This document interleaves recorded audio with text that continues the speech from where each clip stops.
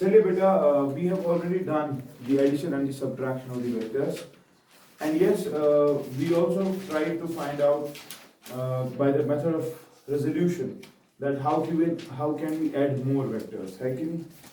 कभी कभी बेटा आपके पास ना वेक्टर्स कंपोनेंट फॉर्म में भी होते हैं, तो प्लीज अगर कंपोनेंट फॉर्म में आपके पास वेक्टर्स होंगे, फॉर एग्जांपल यहाँ देखो, फॉर एग्जांपल आपके पास दो वेक्टर्स है, vector a is equal to से for example a1 i cap plus b1 j cap plus c1 k cap, अच्छा ठीक।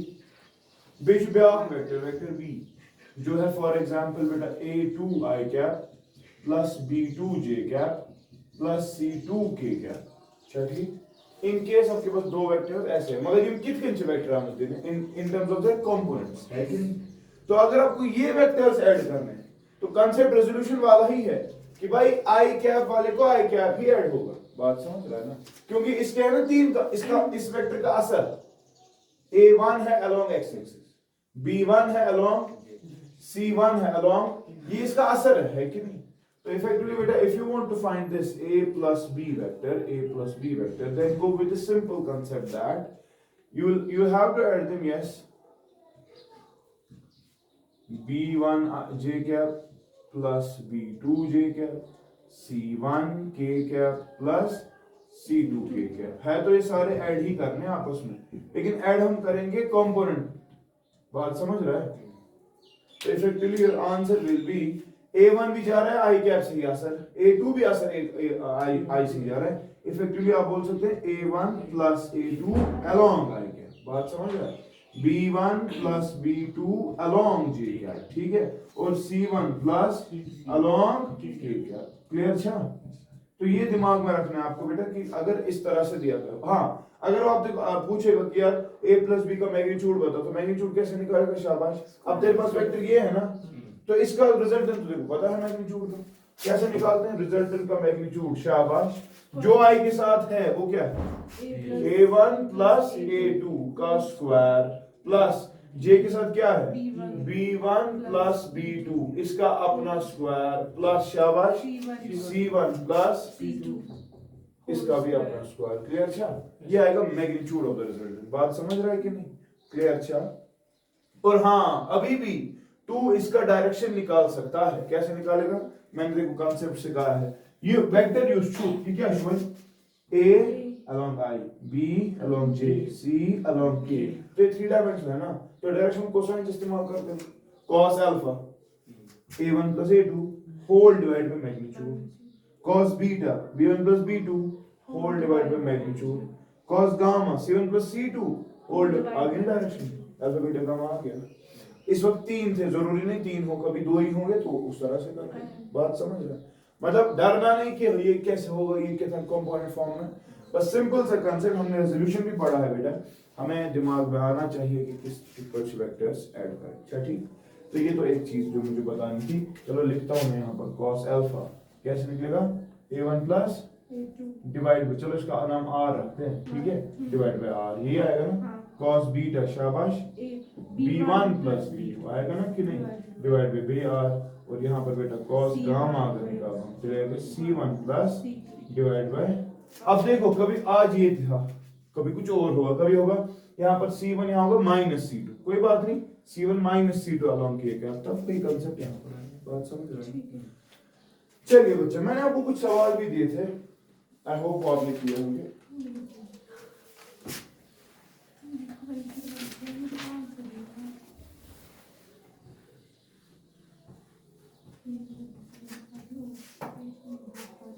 मैंने आपको सवाल एक दिया था बेटा, मैंने आपको बोला था एक इक्विलैटरल ट्रायंगल है जिसका साइड से फॉर एग्जांपल बेटा ए है, और ट्रायंगल का नाम से फॉर एग्जांपल बेटा पी क्यू एंड आर है, और मैंने कहा था 3 बंदे 3 वर्टिसेस पे है और हर कोई एक दूसरे की तरफ जा रहा है, ये कहा था मैंने, कहा था एक बंदा यहाँ है उसकी वेलोसिटी v, एक बंदा यहाँ वो जा रहा है q की तरफ विद वेलोसिटी v, और एक बंदा p पे है वो जा रहा है r की तरफ विद वेलोसिटी। तो मैंने आपको कहा था after what time are these 3 people going to meet at the centroid of the triangle, कहा था कि देखो देखो पहले इक्विलैटरल ट्रायंगल में पता होनी चाहिए कि सेंट्रोइड है क्या। सेंट्रॉइड की बात करेंगे तो बेटा for example this is the centre O. Centroid एक ऐसा पॉइंट है शाबाश जहां पर एंगल बाइसेक्टर्स या शाबाश मीट करती है, पढ़ा होगा ना, या मीडियंस मीट करते हैं क्योंकि ट्रायंगल में मीडियन और वो सारा सेम ही होता है। तो फॉर एग्जांपल बेटा ये ए है, अगर ये मीडियन है, मीडियन मीडियन मीडियन मीडियन तेल छुना जिगर ये हम a/2 है कि नहीं, क्योंकि इक्विलेटरल ट्रायंगल में मीडियन हो, परपेंडिकुलर बाइसेक्टर हो या सिंपल एंगल बाइसेक्टर हो, ये सब एक ही जगह पर मीट करती है, ठीक है ओके। तो अगर ये a है, ये a/2 तो ये तो निकालना आएगा, से फॉर एग्जांपल pm निकालना आएगा कि नहीं, जरा मुझे बताओ बेटा pm का वैल्यू कैसे निकलेगा, pm शाबाश ये निकलेगा square root a square minus a/2 whole square, ये आएगा it will be equal to square root शाबाश a square minus a square by 4 that will be equal to 4a square minus a square कोना जगह 3a square by 4 उसी का क्या square root, so it will be root 3a/2, यानी कि यहां से लेकर यहां तक रूट 3a/2, ठीक है ना, ये पूरा pm।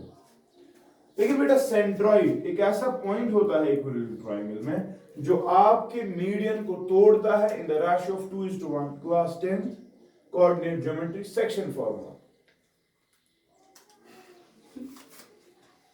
क्या सेक्शन फॉर्मूला शो यार, when a point bisects a line in the ratio of m:n, the coordinates of the point no m1x2 plus m2x1 divided by m1 plus m2, ऐसा ही था ना, 10 तुम ही दिया ना, पास तुम ही निकले ना, बोलिए एनीवेज अगर सेक्शन फार्मूला नहीं आती चलो कोई बात नहीं, मैं समझता हूँ 10th में फेल हो, तो 5th 6th की बातें करते हैं। रेशियो कितना है, अगर ये से फॉर एग्जांपल O पॉइंट है बेटा, तो भी माना PO by OM is equal to 2:1 है ना, ठीक, तो there has to be some common factor there, let the common factor be say x, अच्छा ठीक, तो बना इस पर PO या ऐसे बोलूंगा हाँ PO plus OM वो तो है PM है ना, which implies PO मगर शाबाश 2x सुना, क्योंकि कॉमन फैक्टर x मानते हैं, plus x is equal to शाबाश PM तो निकला है कितना रूट 3a/2, ठीक है, which implies 3x is equal to root 3a/3 और यहाँ पर बेटा रूट 3 आ जाएगा, इफेक्टिवली बेटा x will be equal to a/2 root 3, ये आएगा 3 को लिख सकते हैं रूट 3 इंटू रूट 3, एक काट गया उसके से वो नीचे आएगा, ठीक है, x आ गया, which x तो लेकिन ये छोटा हिस्सा होगा ना, तो लिखो था ऐसे 2x शार्प इसका डबल होगा कि नहीं, which implies OP is equal to 2 times this and that will be a/2, अच्छा ठीक, ऐसे भी आपको आ जाएगा। एनीवेज मकसद में मान ये चीज PO ये क्या है, ये है distance from the vertex to the centroid, similarly Q से लेकर O तक होगा ना, वो भी तो वही है, वर्टेक्स से लेकर सेंट्रॉइड तक वो भी कितना होगा a/r से लेकर O तक होगा ना, वो बात समझ रहा है, देखो ये तीन चीजें सेम होगी, ये भी होगा a/√3, ये भी होगा a/√3 और ये भी होगा a/√3, क्लियर। अच्छा तो सवाल मैंने दिया था बेटा आपको कि after how much time will the three persons meet at the centroid, आपने वो तूने बोला मुझे कि सर मिलेंगे क्यों, चलो देखते हैं मिल सकते हैं कि नहीं। बेटा what is the concept of this median of an equilateral triangle, याद रखो मीडियन जो होती है ये एंगल बाइसेक्टर भी होती है, ये परपेंडिकुलर भी होती है ऑपोजिट साइड पे, और ये उसको बाइसेक्ट भी करती है, सब प्रॉपर्टीज इसके पास।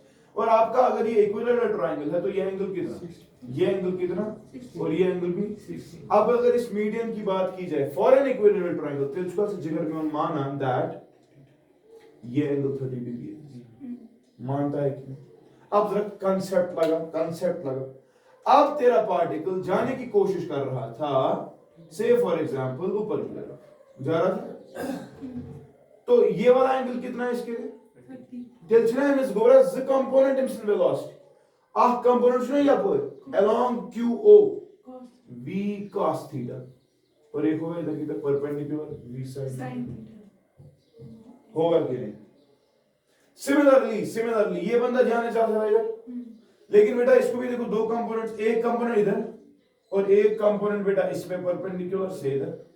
ये वाला है ना, ये वाला इसके लिए है ना 30 degree, effectively that's why we v cos 30। Similarly ये वाला बंदा ये जाना चाहता था इधर, लेकिन इसके भी दो कंपोनेंट्स, ये 30 डिग्री बेटा, तो ये आएगा v cos 30, ये इधर v sin 30 फिगर चलता है। मगर तो ऐसा बासान v cos 30 की वजह से ये जाना चाहता है टुवर्ड्स सेंट्रॉइड। तीनों बंदे क्लियर। अच्छा, do we have any acceleration? No, we do not. We only have a particular velocity and that is a constant velocity, so we do not have any acceleration. तो distance s जो cover करनी है वो सबके लिए same है ना, यानी कि अगर ये वाला बंदा इधर पहुंच गया वो भी तभी पहुंचेगा क्योंकि डिस्टेंस इनके कंपोनेंट्स भी इनके सेम। तो मैं बोल रहा हूं distance is equal to ut plus half of at square होता है। क्या एक्सेलरेशन है किसी के पास, तो ये वाला कंपोनेंट तो जीरो हो गया, which implies बेटा s डिस्टेंस कितनी चलनी है, q से लेकर p से लेकर r से लेकर है कितना, वो a by root ये छुना is equal to u the velocity that is along that direction, वो कितनी है v cos 30 multiplied by t। Clear. अच्छा, हमें यही पूछा गया था कितने टाइम के बाद मिलेंगे, तो बेटा देख लो which implies a by root 3 whole divided by v cos 30। v था v cos 30 को ना जगह root 3 by 2 ये गोस कितना is equal to t which implies, ये जब ऊपर जाएगा तो क्या बनेगा, शाबाश यहां लिखता हूं which implies, शाबाश बेटा,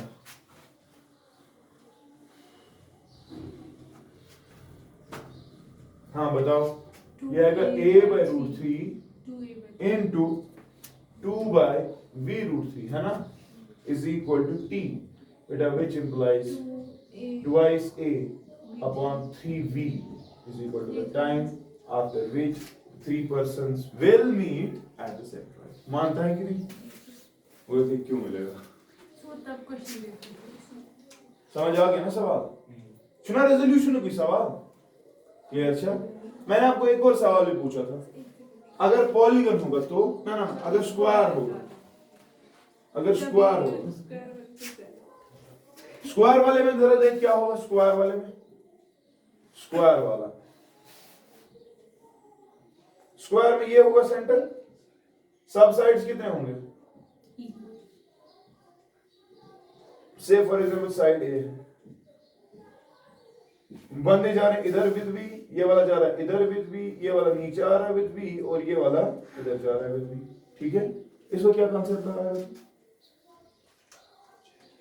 देखना जाना किधर है, इधर से लेकर टेंशन जिगर की ये डायगोनल, अगर ये a है, ये a है तो इसका लेंथ कितना होगा a रूट 2, लेकिन स्क्वायर के डायगोनल्स बाइसेक्ट करते हैं दूसरे को, यानी कि जैसे a है तो ओवरऑल डिस्टेंस कितनी है, ये a है ये भी a है, square a square plus a square सुनिए ना हाइपोटेन्यूज, वो निकलेगा कि नहीं, वो कितना निकलेगा, शाबाश रूट 2a, ये पूरा होगा रूट 2a, पूरा होगा रूट 2a होगा कि नहीं, यहां से लेकर यहां तक। सिमिलरली वहां a से लेकर c तक वो भी होगा रूट 2a होगा कि नहीं, लेकिन हाफ तक ही जाना है ना, तो कितना, शाबाश a by रूट 2 बस ना, यानी कि डिस्टेंस टाइम होगा इस वक्त, कंसेप्ट तो यही होगा, टाइम होगा इस वक्त डिस्टेंस बाय वेलोसिटी, है कि नहीं। डिस्टेंस कितनी आप ट्रेवल करनी है, d से लेकर o तक, सोचिए ना a by रूट 2, अच्छा ना, क्योंकि यहीं तक जाना है, ये टोटल है रूट 2a, आधा करेंगे इसको, आएगा a by root divided by velocity. देख समझ, बंदे की वेलोसिटी इधर थी v, लेकिन बेटा चूंकि ये 90 है पूरा, ये शुड 45, तो cos तो आएगा ना v cos 45, बात समझ रहे हैं कि नहीं, तो आएगा a by root 2 divided by v cos 45 को ना 1 by रूट 2 को आंसर क्या होगा, आसान है ना, और ठीक है, लेकिन ये सवाल मैंने कब करा है? जब रेगुलर बॉडी थी, रेगुलर, सब साइड सेम स्क्वायर, पेंटागन है कि ना, हेक्सागन है कि ना, उनके साइड्स भी क्या होंगे? सेम। ठीक है, तो in general if we have an n sided polygon, क्या? इफ वी हैव एन, जिसके साइड्स ऑब्वियसली क्या होंगे? सेम, रेगुलर पॉलीगन है। तो सवाल ये होगा सेंटर पे मिलने के लिए कितना टाइम लगेगा अगर सेम होगा वेलोसिटी। फिर उसमें सिर्फ n का वैल्यू देंगे, यहां पर n का वैल्यू 3 आएगा, यहां पर n का वैल्यू 4 आएगा, पेंटागन में 5 आएगा, हेक्सागन में 6 आएगा। समझ रहा है? बट उनकी साइड्स इक्वल होनी चाहिए, इक्वल साइड्स होनी चाहिए, तभी तो हम सब बंदे सेम डिस्टेंस कवर करेंगे। ठीक है, सवाल समझ आ रहा है? क्या है सवाल अब? If we have an n-sided polygon whose sides are n and they're regular, that is all the lengths are same, then calculate the time after which the people who are going around in the similar fashion will meet at the center. Clear? अच्छा समझ गया कि नहीं? I hope आप कर पाओ। अब clear हो गया ना? ओके बच्चा। इसके बाद एक कुछ और सवाल करते हैं बच्चा।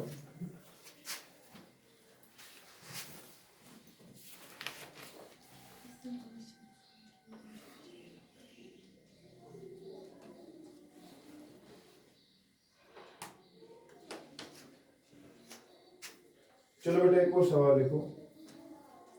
If i cap and j cap are unit vectors,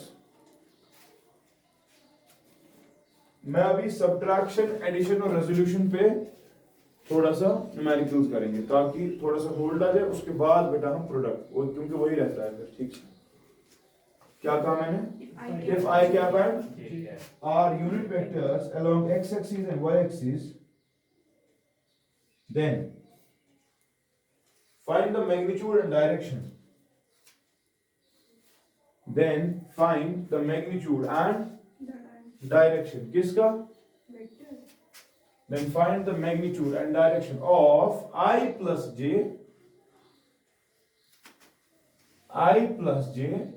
and I minus j. ठीक, मैग्नीट्यूड एंड डायरेक्शन। समझ रहा है? और एक और सवाल है इसी के साथ, also find the angle between I plus j and I minus j.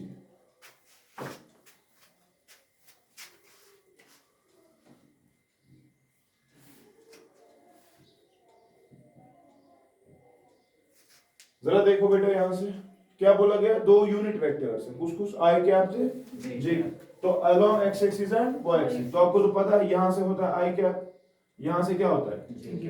सवाल क्या है? सवाल बोल रहा है find the magnitude and the direction of I cap plus j cap, ये सवाल है। और ये भी सवाल पूछा गया कि आई कैप माइनस जे कैप, इसका भी मैग्नीट्यूड और रिजल्टेंट है कि नहीं। तो देखो बेटा, सिंपल सा कांसेप्ट यहाँ पे, सिंपल सा कांसेप्ट, आई कैप और जे कैप दो वेक्टर्स को दिया है या सिंपली एडिशन करके दिया।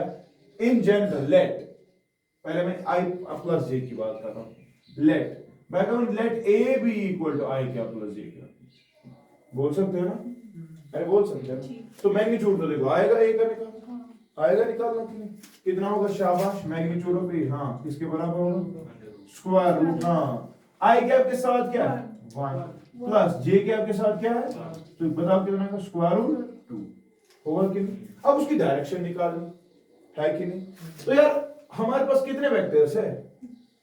दरअसल ए वेक्टर तो है, लेकिन है ये दो वेक्टर्स का बना हुआ, दो हिस्सों का बना हुआ है, और वो दो हिस्से एक ऊपर है एक, दोनों का मैग्नीट्यूड 1 तो तूने तो पढ़ा है जब two vectors are perpendicular to each other, magnitude मैंने कहा था सिंपल पाइथागोरस थ्योरम, और कहा था डायरेक्शन y by x, कहा था कि अरे कहा था कि नहीं? हाँ मैग्नीट्यूड होगा सेम तो बीच में सी तो होगा, वो तो कंफर्म, लेकिन y by x परपेंडिकुलर के वक्त इन जनरल कहा था। जरा देखिए मैं क्या बता रहा हूँ, मैं बहुत बता रहा हूँ कि अगर जब आप tan और बीटा निकालने की कोशिश करेंगे तो रिजल्टेंट तो होगा कहीं यहाँ से, होगा कि नहीं? होगा ना? वो रिजल्टेंट से फिर हमने बोला वही ए है, ठीक है? तो चलो बताओ इसका मैग्नीट्यूड कितना? 1, इसका मैग्नीट्यूड कितना? कंफर्म। अगर दो वेक्टर्स परपेंडिकुलर होते हैं और इनका मैग्नीट्यूड होता है सेम, तो रिजल्टेंट जो होता है वो होता है √2 टाइम्स इंडिविजुअल, लिखा था हमने परसों जनरल केस, और कहा था वो बाइसेक्ट करेगा, कहने का मतलब अगर ये 90 है तो ये 45 पे होगा, कहा था। हाँ। और एक और तरीका कहा था, अगर अब ये मैग्नीट्यूड सेम नहीं होते तो हमने कहा था tan बीटा होता है, शाबाश। बीटा अगर ये वाला एंगल माना जाए बीटा, तो किसके साथ एंगल बना? इसमें I और J बचा कौन? J जे के साथ क्या मैग्नीट्यूड? 1। तो बना वो 1 साइन शाबाश और ओरिजिन 90 डिवाइडेड बाय दूसरा 1 प्लस 1 cos ऑफ 90, यही तो पढ़ा था। cos 90 होता है 0, तो आंसर आएगा 1 by 1, या यूं कहा था उस दिन y by x, कहा था ना। tan बीटा होता है perpendicular by base, tan beta perpendicular 1 base, बात समझ रहा ना। तो tan बीटा किसका होता है? 1 किस एंगल का? 45। तो कंफर्म हो गया ना, बीटा 45 डिग्री, ठीक है।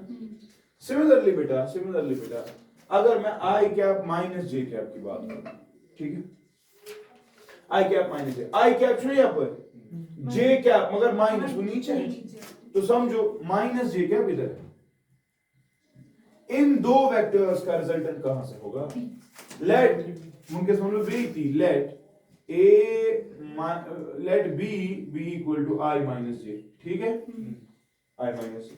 तो कंसेप्ट लगाना है वेक्टर एडिशन का, that you are going like this, i plus minus j नीचे है, अब इन दो को ऐड करना है, इन दो का रिजल्ट तो होगा कहीं यहां से, होगा कि नहीं? से फॉर एग्जांपल बेटा उसका एंगल कितना है? गामा। अब समझने की बात, मैग्नीट्यूड एक का है 1, माइनस जे का भी मैग्नीट्यूड 1 ही है ना, डायरेक्शन नीचे है लेकिन मैग्नीट्यूड उसका भी 1। when two equal vectors, yeah, equal when the magnitude of the two vectors is equal, then the resultant always bisects, concept वही आएगा। तो गामा भी कितना आएगा? 45, और उसका मैग्नीट्यूड कितना होगा? i minus j का, शाबाश। मैग्नीट्यूड ऑफ b कितना होगा?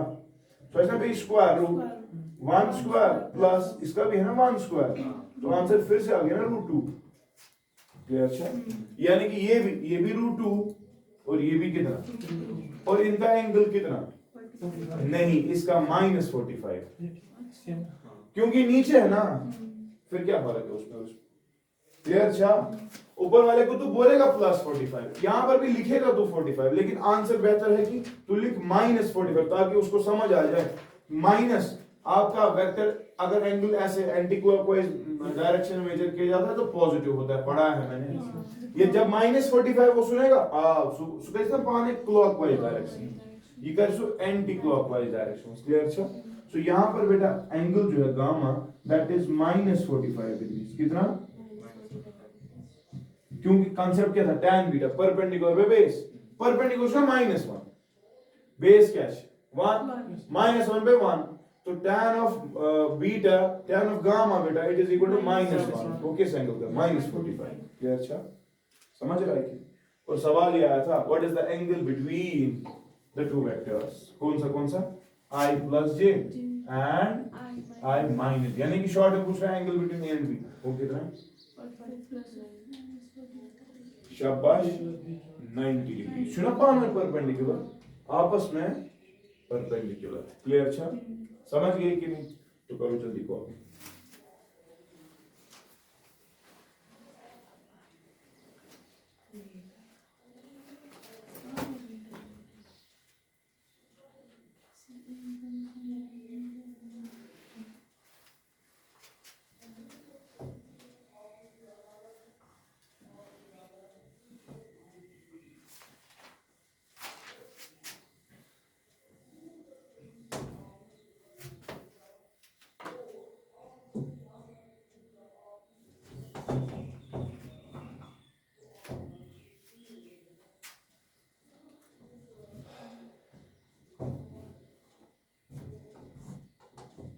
किया copy?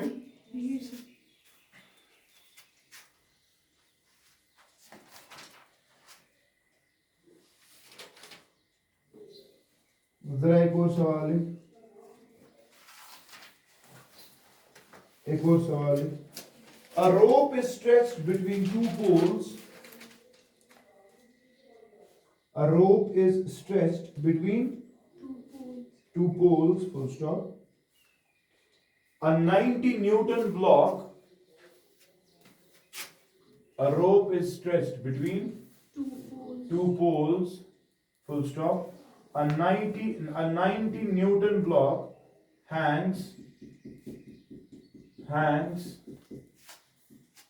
from the rope. Study as shown.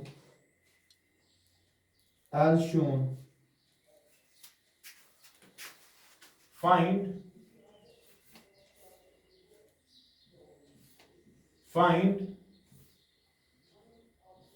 the tension in the two parts of the rope.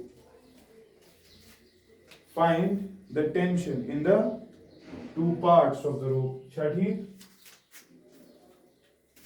जरा बेटा देखो यहां पर क्या हुआ है। ये एक ही रस्सी थी, ठीक है, उसमें बीच में फॉर एग्जांपल ये लटक गया था, तो दो बंदों ने इसको खींचा और ऊपर बंद कर लिया।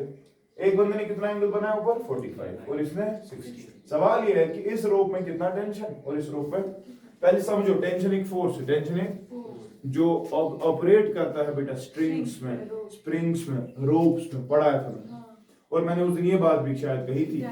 अगर tension is always directed away from the body, tension is always directed, और एक और कांसेप्ट भी सिखाया था, अगर दो रोप्स होगी तो दो डिफरेंट टेंशंस होंगे, ठीक है।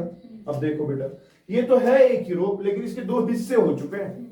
जब दो हिस्से हो चुके हैं और एंगल्स बेटा डिफरेंट है, डिफरेंट सी बात है, टेंशंस डिफरेंट होंगे। क्या आसान, हमें देखना पड़ेगा इस वाले, क्योंकि टू पार्ट्स, समझ रहा है, एक हिस्से में कितना टेंशन, दूसरे हिस्से में कितना, क्लियर। अच्छा अब दिमाग लगाओ बेटा, जब भी ऐसे सवाल होते होंगे आपके पास, प्लीज आप कंसेप्ट लगाओ रेजोल्यूशन का। किसका? रेजोल्यूशन का कंसेप्ट कह रहा है कि दरअसल ये ब्लॉक 90 न्यूटन, दरअसल इसका वेट और है कि 90 न्यूटन, इमेजिन मास, आप चलो जी मल्टीप्लाई कर, ये इट इज एक्चुअली 9 kg, इसको 10 से मल्टीप्लाई हो तब जाकर 90 newton, so it is the weight, it is the, यानी कि एक फोर्स नीचे की तरफ है कितना 90। बात समझ रहा है? अब ये ब्लॉक नीचे भी तो नहीं जा रहा, ऊपर भी नहीं जा रहा, इसका मतलब कोई फोर्स है जो ऊपर की तरफ है और उसका वैल्यू कितना 90 होगा, क्लियर। अच्छा लेकिन वो फोर्स आया कहां से वो देखना पड़ेगा, ठीक है।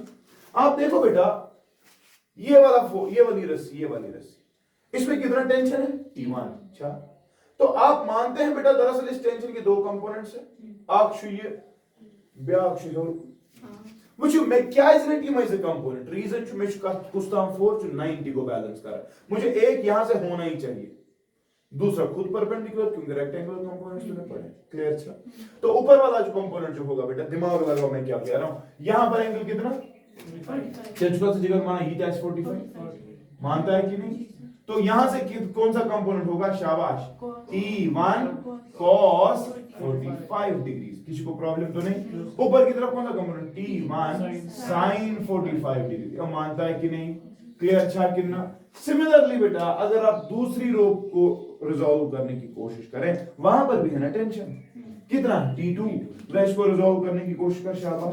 जब रिजॉल्व करने की कोशिश करें, इसके भी दो कंपोनेंट्स, एक है ना बेटा ऊपर की तरफ, एक है लेकिन इधर की तरफ, क्या क्लियर। अच्छा जो यहां की तरफ होगा 60 डिग्री एक्शन दे लीजिए, ऐसे ही T2 सॉरी cos 60 और ऊपर की तरफ क्या होगा T2 sin 60 होगा कि नहीं।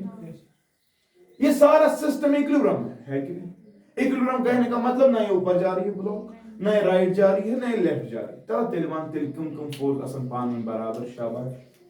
हाँ बताओ देखो बेटा आप मानते हो ये वाली चीज ने इस वाली चीज को बैलेंस किया होगा, क्योंकि ना ये राइट जा रहा है ना ये, फिर चुका से माना T1 cos 45 will be equal to बेटा T2 cos 60, क्लियर। अच्छा तो बेटा आपको तो वैल्यूज पता है, T1 cos 45 होता है ना 1/√2 is equal to T2 cos 60 होता है बेटा 1/2, which implies concept ये कह रहा है T1 is equal to √2 times T2/2, clear. अच्छा यहाँ पर बेटा कैंसिलेशन हो जाएगी, which implies T1 will be equal to T2/√2, clear. अच्छा ये दलील, ये एक चीज हमने प्रूव किया।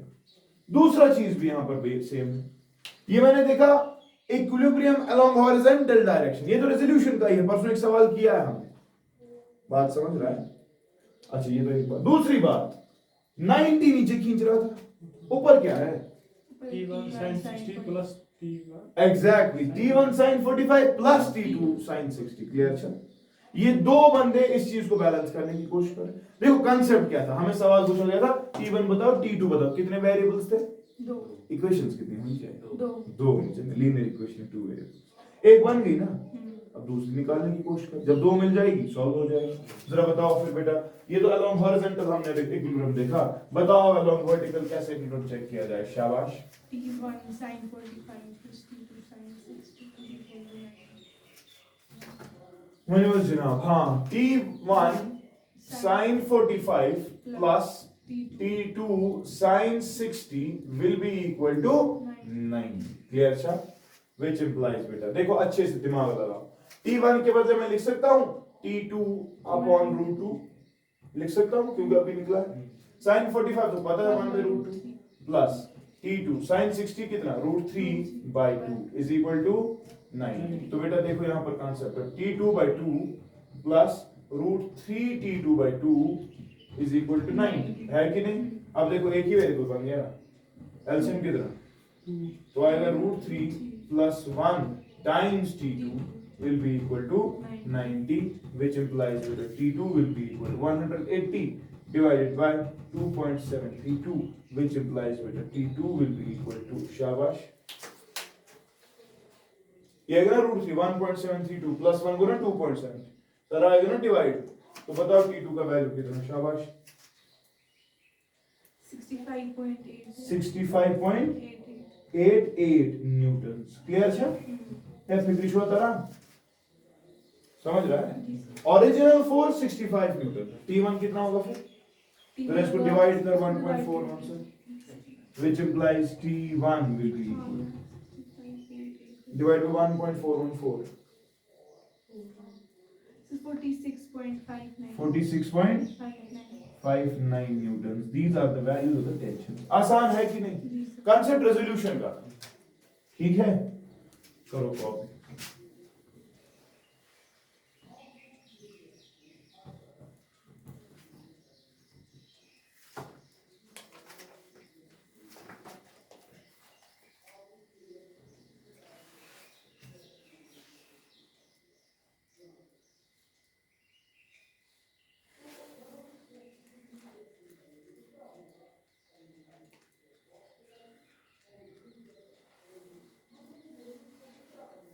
एक और सवाल लिखो बेटा,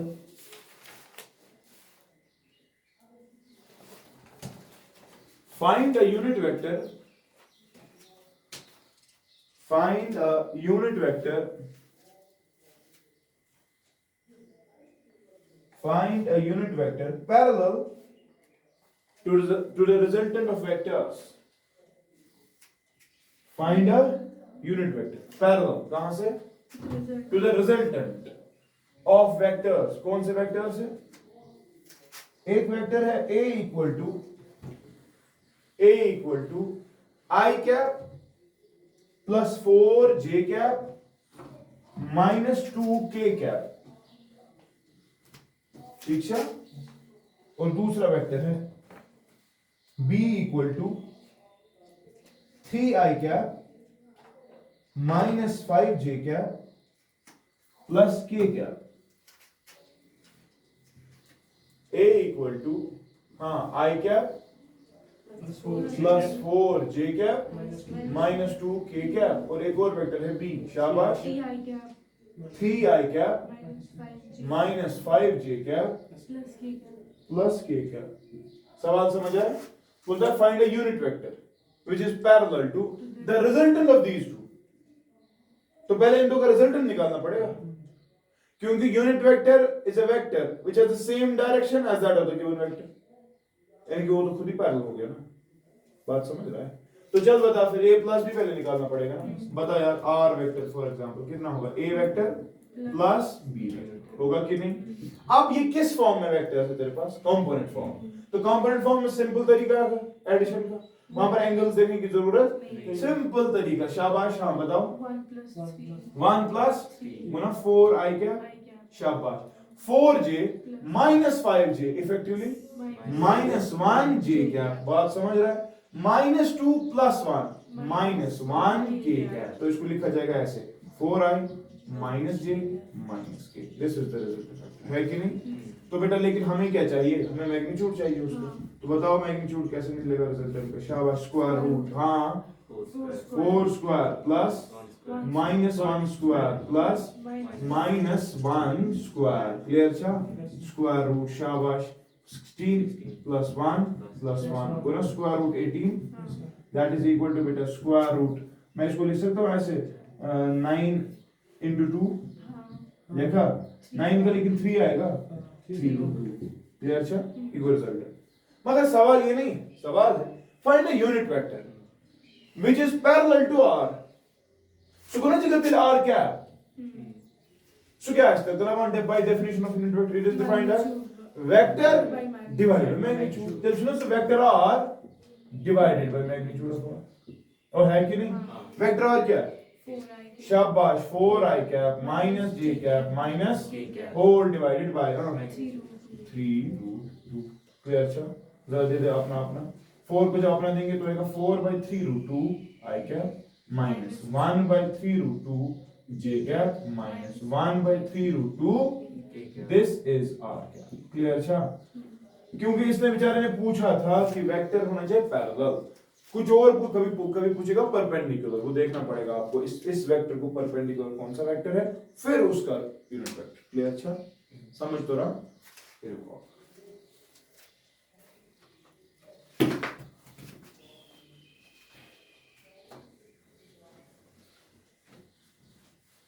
प्लीज जितने ज्यादा न्यूमेरिकल्स आप करोगे उतना ज्यादा फायदा है आपको बेटा, ठीक है। Numericals are very important to understand, और खासकर इस वक्त, क्योंकि अभी आपको फील आना चाहिए कि एडिशन क्या हो रहा है, सब्ट्रैक्शन कैसे होता है, रेजोल्यूशन का क्या फायदा है, ठीक है।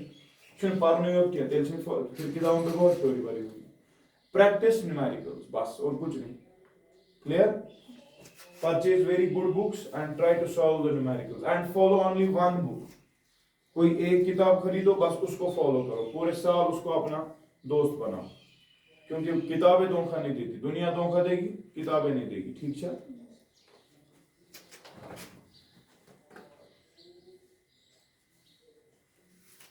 अच्छा गुबर बंजो हम ब्याह टाइप सवाल जीवन, ये कुछ इंपॉर्टेंट बातें मैं कहने जा रहा हूं आपको।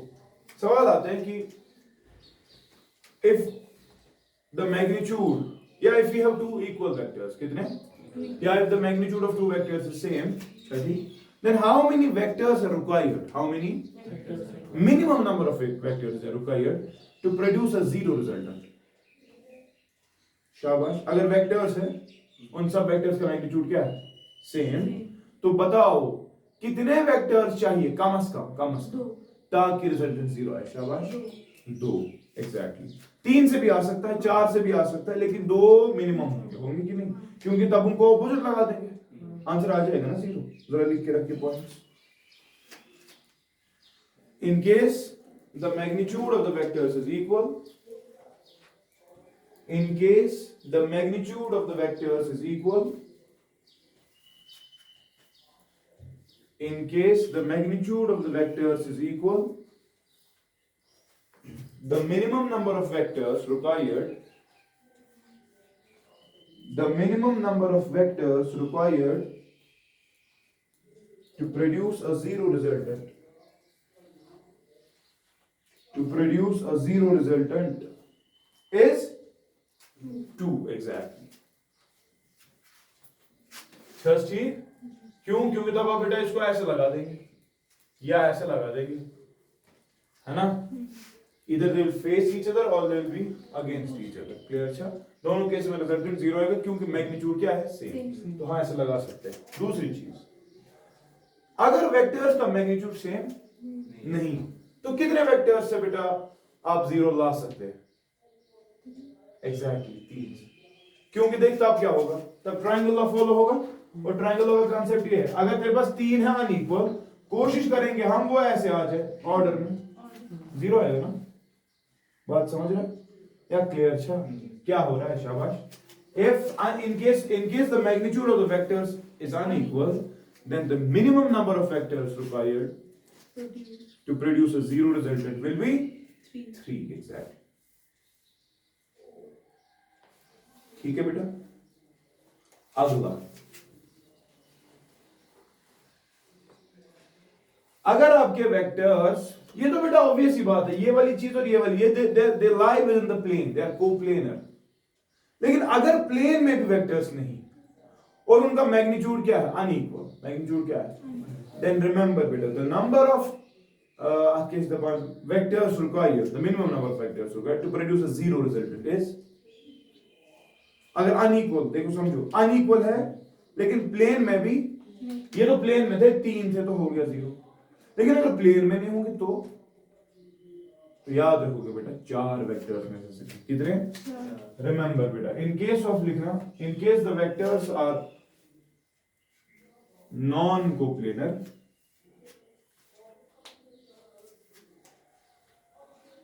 ठीक है, then the minimum number of vectors required to produce a zero resultant, then the minimum number of vectors required to produce a is 4.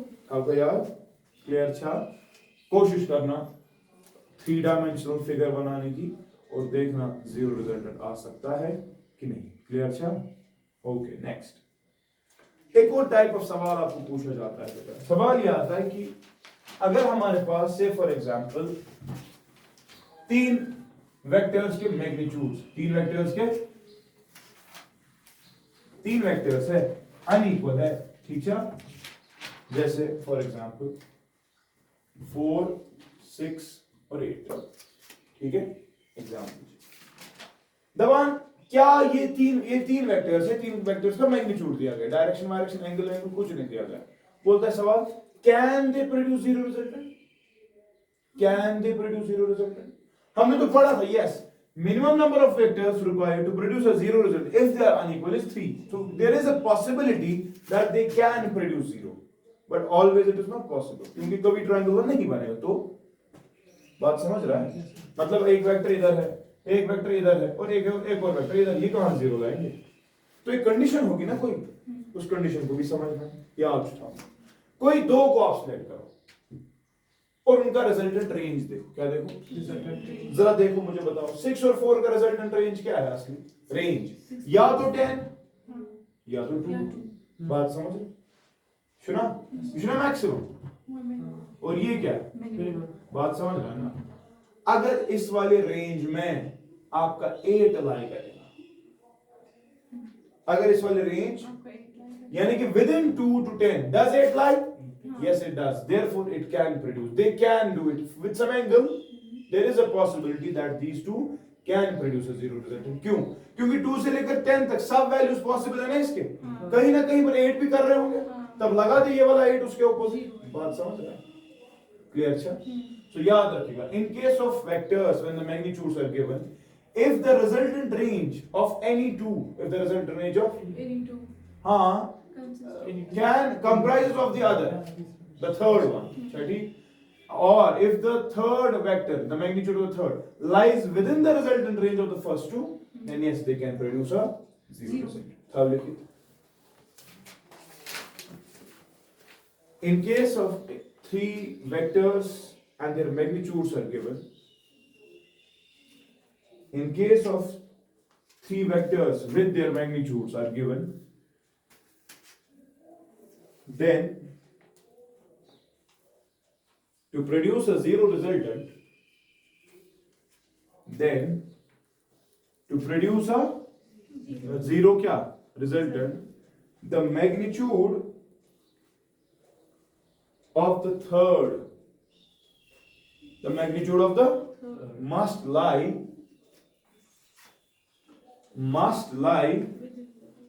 within the resultant range of the first two, बात समझ रहा है। मेहरबानी करके, हो सकता है पहले वाले से नहीं मिलता आपको, आप कोशिश करें कि बाकी 2 देखें, मतलब कॉम्बिनेशन ऐसी हो कि पहले सब देखना, 2 की कॉम्बिनेशन तीसरे को अलग कर दे, ठीक है, अगर कहीं ना कहीं पर लाई करेगा तो 0 का आएगा, ठीक है, क्लियर, अच्छा। Then the magnitude of the third must lie within the of the first two, ठीक है, ओके। इसके बाद बेटा एक और चीज, अब तेरे को 4 वेक्टर्स दिए गए होंगे, इस वक्त कितने दिए गए थे, 3 बोला आंसर निकलेगा 0, तूने बोला हाँ निकल सकता है या नहीं निकल सकता, डिपेंड करता है, ठीक है ना। अब एक और चीज आपको बोला गया बेटा कि 4 वेक्टर्स है, आक्षु 4, ब्याक्षु 12, ब्याक्षु 6, ब्याक्षु से 16, क्या ठीक, कुछ भी देखिए। तो सवाल ये है कि बेटा can they produce a zero result, हाँ पॉसिबल, ठीक है, can they produce a zero result, किसके करो तलाब में, हम दो करेंगे, हाँ दो तो नहीं, मैं पहले एक एग्जांपल दूंगा, ये वाला 4 12 8 16, ठीक है, can they produce a zero result, देखो तरीका क्या है। जब 4 दिए गए होंगे तो 2 को सिलेक्ट करोगे, क्या करोगे, हर किसी का अपना रिजल्टेंट रेंज निकालो, जरा बताओ रिजल्टेंट रेंज क्या है पहले 2 का, अगर मैं इन 2 को सिलेक्ट करूं, रिजल्टेंट रेंज क्या है 16 और 8, इनका रिजल्टेंट रेंज क्या है 24 और 8, कॉमन रहा 8, अगर कॉमन निकला तो 0 हो सकता है, कॉमन नहीं निकला कभी नहीं होगा, बात समझ रहे? मतलब अगर वहाँ पे 8 16 है, यहाँ पे 7 24 होगा, नहीं फिर नहीं चलेगा, नहीं लाई, ये शुड, इस वक्त लाई की बात नहीं, इस वक्त कॉमन होना चाहिए, जरूरी है, जरूरी मैं जरूरी बोल रहा हूँ, अगर पहला और चौथा पाएंगे तो हाँ ले ले, कोई बात नहीं, ले ले, तो ले 4 और 16 और ले 12 और 8, तरह 4 और 16 का ऐड करके कितना 20, सब्ट्रैक्ट करके कितना 12, जरा इनको ऐड कर 30, सॉरी 20 और 4, एक कितना 20,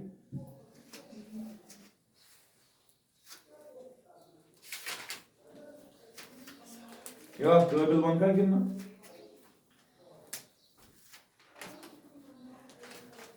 वन गोइंग करो सरस वगैरह किया मैंने, सालन जरा एग्जांपल्स में क्यों कर वो बात समझ आ गई कि नहीं, ये ऐसे सवाल भी आपको मिलेंगे, फिर बोलोगे सर ये कहां से, तो मैंने किया कहां से, आगे समझ, ओके। और बेटा आपको क्या पूछा जा सकता है, बस एडिशन सब्ट्रैक्शन और रेजोल्यूशन पे अभी तक पढ़ा है, तो बस कोशिश करना कि सवाल जब आएंगे इन्हीं कॉन्सेप्ट में से, आपकी कॉन्सेप्ट कम नहीं है, बस आपकी सोच कम है, तो सोच को थोड़ा तेज करना है, कैसे, ज्यादा से ज्यादा न्यूमेरिकल्स करना है, बात समझ रहे, आप सवाल करोगे तरह तेरी 2 मिनट स्कूल का सवाल,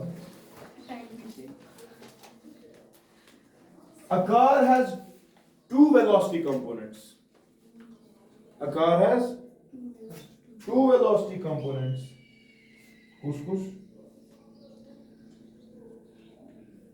10 meter per second along x and 20 meter per second along y, find the net velocity and its direction, तो हम क्या लिखेंगे, वजह से कर्व वैसे चोन कराएं साहब, ये 2 मिनट लगेंगे, ओ कितनी वेलोसिटीज है, हाँ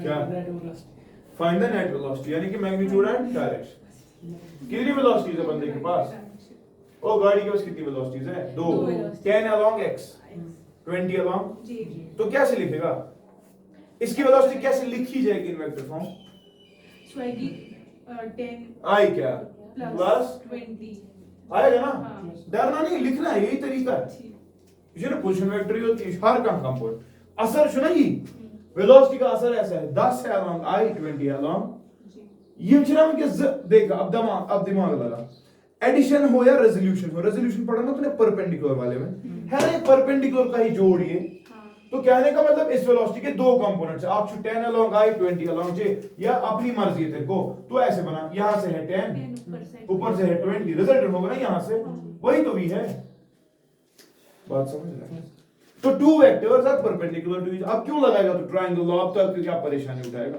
रेजोल्यूशन तेरे को आ रहा है तो अब जल्दी जल्दी कर पाता है, 10 है एक यहां से, 20 है एक यहां से, रिजल्टेंट को ताजते स्क्वायर रूट या परपेंडिकुलर चुना, 10 स्क्वायर प्लस 20 स्क्वायर, यही तो होगा, बात समझ रहे, स्क्वायर रूट 500 आ रहा है कि नहीं, सो 10 रूट 5 मीटर पर सेकंड, ये ठीक है, डायरेक्शन निकाल लिया, कैसे निकालेगा, डायरेक्शन मान ली ये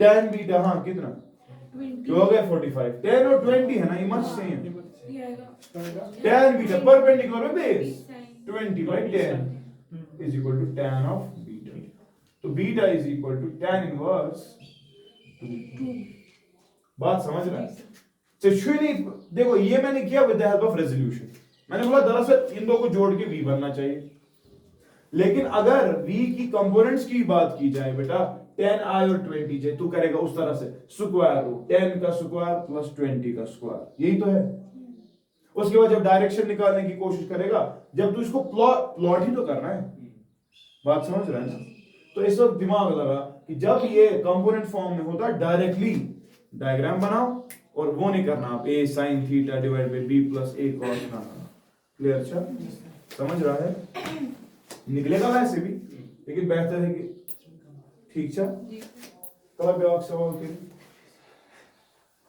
एक और सवाल करूं हाँ ये सवाल बड़ा खूबसूरत है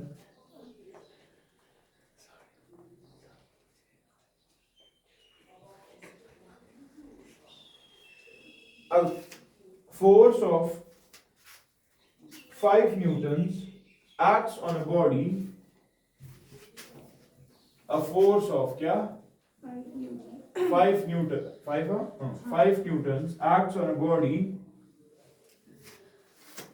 to produce an acceleration of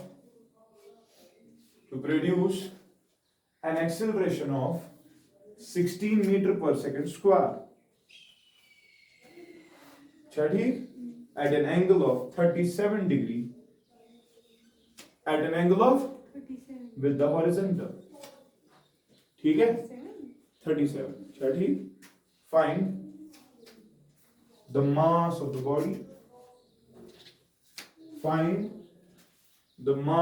the body and the component of force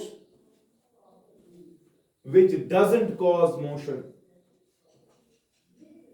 clear अच्छा देखो सवाल आ गया ना कोशिश करो डायग्राम बनाने की ठीक है चल बता फहम क्या करेंगे शाबाश कहीं पर कोई ब्लॉक हमें नहीं पता उसका मास क्या मत पता है मानते हैं m उस पे एक फोर्स लग रहा है कौन सा फोर्स 5 न्यूटन हाँ लेकिन उस फोर्स की वजह से क्या हो रहा है acceleration इसमें एक्सेलरेशन आ रही है अब फोर्स तो लेकिन at an angle of 37 with horizontal यानी कि फोर्स ऐसे नहीं है फोर्स के पूछते हैं फोर अगर ये वर्टिकल है ये हॉरिजॉन्टल तो ना फोर्स यहाँ पर कितना 5 न्यूटन हाँ कितने एंगल पे 37 तो इसमें ये 37 हाँ है ना चल बता यार 37 किया बोल रहा है इस फोर्स की वजह से अब इसमें एक्सेलरेशन आ रही है एक्सेलरेशन कितनी आ रही है 16 meter per second 16 meter per second square yeah the once you find the mass and also find the component of force जो काम नहीं करता वही तो जो मोशन नहीं कर रहा ये निकालना जरा मुझे बताओ बेटा अब इस फोर्स के कितने कंपोनेंट्स हैं दो कुछ एग्जैक्टली ये वाला है ना f cos 37 और बेटा ये क्या है f sin शाबाश क्लियर अच्छा तो क्या बस एक्सेलरेशन किसकी वजह से होगी f cos 37 exactly f cos 37 की वजह से बात समझ so it is the f cos 37 which causes the acceleration तेरे वन इस फोर्स जो आसान मास इनटू एक्सेलरेशन फोर्स मगर कौन सा वाला 35 न्यूटन नहीं ये वाला f cos 37 is equal to mass नहीं पता एक्सेलरेशन पता 16 फोर्स तो पता है 5 अब cos 37 फंस गए फट मुझे दिमाग में 37 याद रखता हूं 37 वाला एंगल पूछते हैं एंट्रेंस में ठीक है तो 37 की याद रखना वैल्यू बेटा sin 37 जो आसान 3/5 cos 37 जो आसान 4/5 ठीक है तो क्या है tan 37 3/4 एग्जैक्टली तो cos 37 क्या है 4/5 is equal to m into 16 5 cut गया 5 के साथ 4 1 are 4 4 are which implies beta mass of the body is 1/4 kg क्या ठीक है ठीक है ना ग्राम्स में अगर लिखोगे 1/4 गुना 0.25 into 1000 वो 250 grams शॉर्टेस्ट में को आख पाव चलिए सब्जी छोड़ा आख पाव पाव होगा Devanshi, component of force which is ineffective. कौन सा वाला? F sin 37. Exactly. He's asking you about F sin 37. So yes, that is F कितना?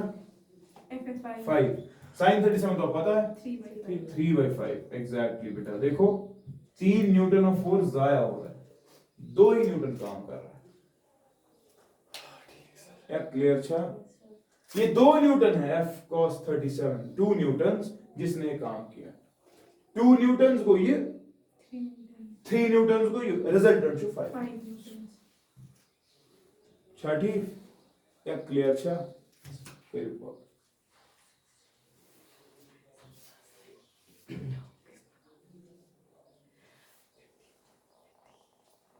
राधा ये 2 नहीं, ये 4 है. पाइथागोरस ट्रिपलेट है ना, 3 4 5. पीछू की बोला था 3, 3. ये 4 तब है ना ट्रिपलेट 5. 2 नहीं, मतलब हम बोल रहे 5 है वो, लेकिन इंडिविजुअल कंपोनेंट्स में 3 और 4. यानी कि 2 बंदे थे, वो टोटल में 7 अप्लाई कर रहे थे. उनका काम जाया है क्योंकि 5 न्यूटन वही काम कर रहा है और एक ही बंदा अप्लाई कर रहा है. ठीक है ना? तो this is all about bit of vector addition, subtraction, resolution. ठीक है? इंशाल्लाह पगह I am starting with the product. आप प्रोडक्ट कैसे करेंगे? ठीक है? I will stop here.